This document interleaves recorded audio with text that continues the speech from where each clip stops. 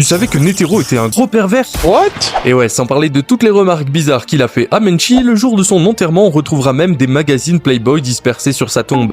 Son chara-design est pourtant inspiré de Bouddha et il est censé avoir atteint l'illumination. Pourtant, on le voit plus mater les attributs de Menchi que prier et faire du yoga. Comment pas mal les bzaises? Il avait plus de 110 ans quand il a combattu Meruem. Xenozoldyck, le grand-père de Killua, nous dit même que Netero était déjà un grand-père quand il est né. Ça s'explique par le fait que plus un utilisateur maîtrise son haine, le plus longtemps il vivra. Il est le seul Hunter ayant survécu à un combat contre Mahazoldyck, l'arrière-arrière-grand-père de Killua. Netero était littéralement le meilleur utilisateur de Nen au monde, et c'est justement grâce à lui que la fondation des Hunters a créé des solides liens avec les Zoldyck. Il nous dit même que dans sa jeunesse, il était 2 fois plus fort que lors de son combat contre Meruem. Imaginez la puissance folle qu'il devait avoir. On n'en attendait pas moins d'un Hunter qui était capable de mettre 10 000 coups de poing par jour pendant 18 heures, et ça pendant 2 ans tous les jours. Dis-moi en commentaire de quel personnage ou animé t'aimerais qu'on parle dans la prochaine vidéo, et moi je te dis abonne-toi pour plus de contenu manga.